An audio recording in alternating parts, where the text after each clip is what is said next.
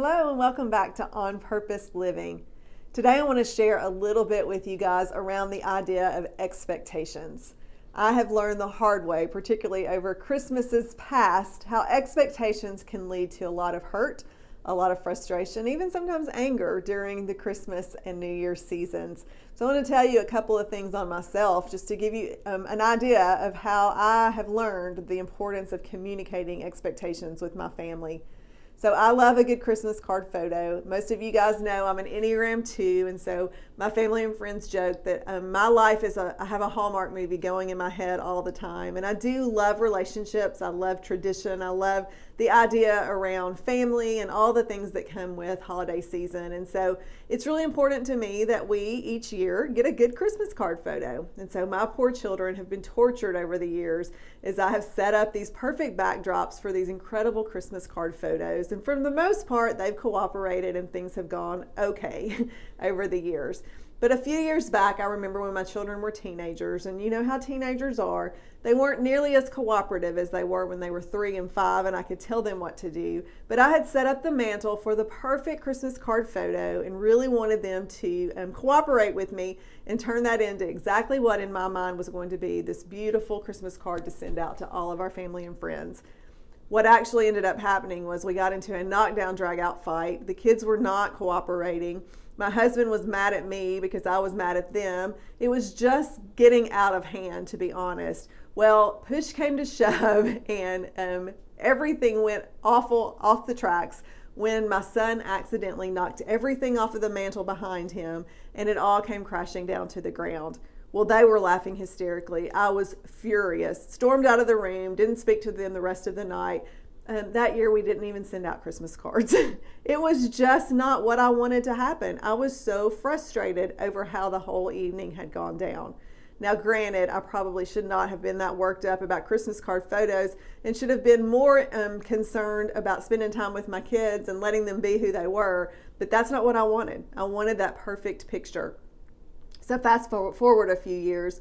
Last year I told my husband, because I've learned now that I have to communicate expectations to my family. And so I shared with him that for Christmas what I wanted from the kids was to go have dinner in Nashville and to go to the Opryland Hotel to see the lights. We had never done that as a family before. And so that's what I wanted. An evening, just us, just the four of us spending time together in a kind of a holiday spirit tradition.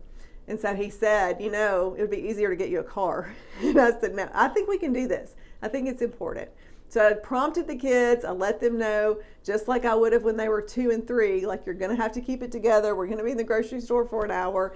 I said, hey, this is what I want from you guys. Let's just have an enjoyable evening together. I know this may not be where you guys want to be. You probably want to be with your friends, but this is what your mom wants. So let's make this happen. And so they agreed, and we had a great evening together. It was so much fun. So I've already got it reserved for this year as well, for us to spend a little bit of time together in kind of the same way. Obviously not being able to go like we usually do, but we are going to spend some time together. But what I learned that year is the importance of communicating my expectations. I can't expect my family to know what I'm thinking or what I want.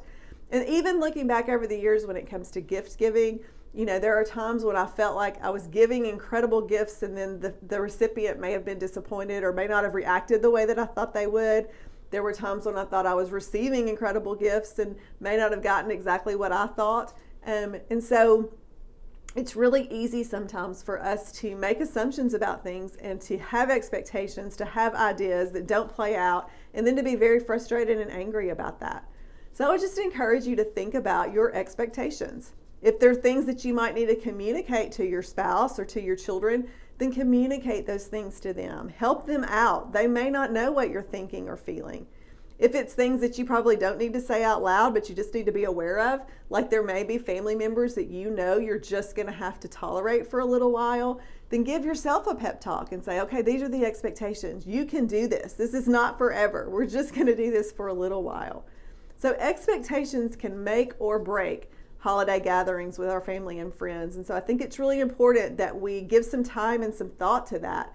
And when we're getting into those situations where we're going to be in relationships and social settings that we're not always in, particularly during this year that is going to be more tense and really people are just on edge. And so we've got to give thought to that, and we've got to be prepared for that, be ready for that.